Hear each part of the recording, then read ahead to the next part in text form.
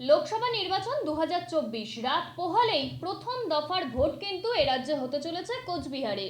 সেখানে রাত পোহালেই জনতা তার রায় বাক্সবন্দি করতে চলেছে, আর সেই রায় কিন্তু আমরা জানতে পারবো ভোট ফল প্রকাশের দিনই। এবার তার আগে কিন্তু আমরা দেখতে পেলাম রায়গঞ্জে মুখ্যমন্ত্রীকে জনসভা করতে। ভোট ঘোষণা হওয়ার পর থেকেই মুখ্যমন্ত্রীকে কিন্তু আমরা দেখতে পাচ্ছি রাজ্যের বিভিন্ন জায়গায় জনসংযোগ স্বার্থে জনসভার মাধ্যমে তিনি বারবার জনসভায় যাচ্ছেন, প্রত্যেক দিনই কোথাও না কোথাও। এবার তিনি রায়গঞ্জে, সেখানে গিয়ে তিনি জনসংযোগ করলেন জনসভার মাধ্যমে। কি বললেন তিনি শুনে নিন। মুবারক জানাই, শুভ অন্নপূর্ণা পুজো জানাই। সবাই ভালো থাকুন, সুস্থ থাকুন, সুন্দর থাকুন। আমার সাথে আমার দীর্ঘতম প্রবীণ নেতা, ইসলামপুরের আপনাদের দীর্ঘদিনের বিধায়ক শ্রী করিম চৌধুরী আছেন, গোলাম রাব্বানি আছে আমার সাথী, কানাইয়া আগরওয়াল এই ডিস্ট্রিক্টের প্রেসিডেন্ট, সত্যজিৎ বর্মন আমাদের মিনিস্টার, যেমন গোলাম রাব্বানিও মিনিস্টার, কৃষ্ণ কল্যাণী আমার ফেভারিট প্রার্থী, আমি জাভেদ থেকে শুরু করে, আমি কৌশিক থেকে শুরু করে, রঞ্জিত সরকার থেকে শুরু করে, অসীম বাবু থেকে শুরু করে আমি সবাইকেই দেখতে পাচ্ছি, চৈতালি ঘোষ সাহা থেকে শুরু করে।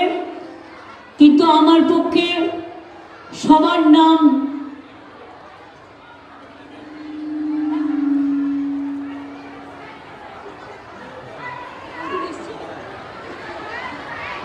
হামিদুলকে আমি খুঁজছিলাম, যে হামিদুর রহমানকে আমি বলেছিলামও আসতে, একটু 5 মিনিট আগে আসলে একটু বলতেও পারতে।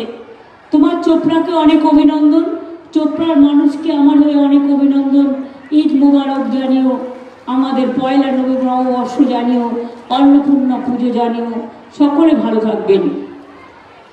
চোপড়া কেন্দ্র পড়ে দার্জিলিংয়ের মধ্যে, আর ইসলামপুর পড়ে, চাকুলিয়া পড়ে, রায়গঞ্জ পড়ে, কালিয়াগঞ্জ পড়ে, হেমতাবাদ পড়ে, করণদিঘি পড়ে, ডাবখোলা পড়ে, গোয়ালপুকুর পড়ে, আর কি বাকি রইল?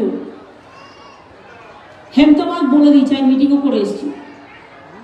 সুতরাং এই রায়গঞ্জ পার্লামেন্ট কনস্টিটিউয়েন্সির মধ্যে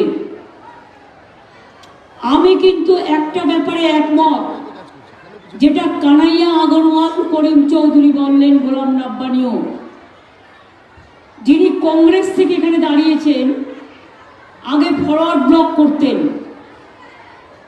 হেরে গিয়ে কংগ্রেসে গিয়ে নাম লিখিয়েছেন। কেন? তার কারণ তৃণমূল যাতে না জিততে পারে, বিজেপির ভোটটা কাটলে বিজেপি তাকে অনেক কিছু দেবে। কংগ্রেসকে ভোট কাটার জন্য সে দাঁড়িয়েছে, কেন জানেন? জেতার জন্য নয়। যদি কিছু মুসলিম ভোট কাটা যায় তাহলে তৃণমূলটাকে যাতে হারানো যায়।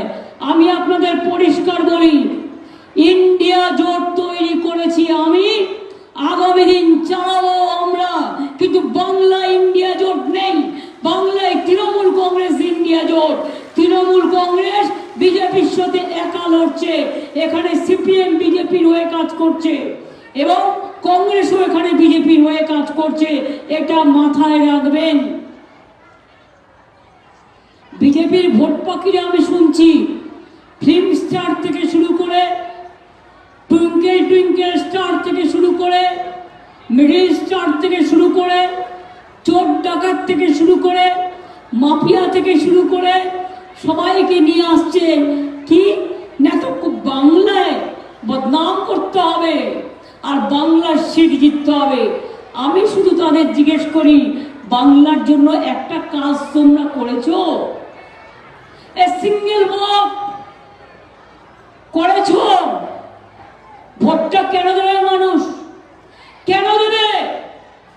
শুনুন, আমরা মা দুর্গা পুজো করি, হিন্দু মুসলিম শিখ ইসাই আদিবাসী তপশিলি সবাই মিলে আমরা মাঝের থান যাই, আমরা জাহের থান যাই, আমরা ঈদ মুবারক করি, আমি নিজেও ইফতার করি, আমি ঈদের দিন রেড রোডের প্রেয়ারেও যাই, বড়দিনেও যাই, মন্দির মসজিদ গুরুদ্বারা গির্জা, হিন্দু বৌদ্ধ শিখ জৈন পারসিক মুসলমান ও খ্রিস্টানি সবাইকে নিয়ে চলা, এটা আমাদের ছোটবেলা থেকে আমাদের বাবা শিখিয়েছে, এটা আমাদের স্বপ্ন। বিজেপির এত বড় সাহস, আজকে বলছে 3 মাস বাদে লক্ষ্মীর ভান্ডার বাদ দিয়ে দেবো। আমরা তুই কে রে হরিদাস, কে হরিদাস?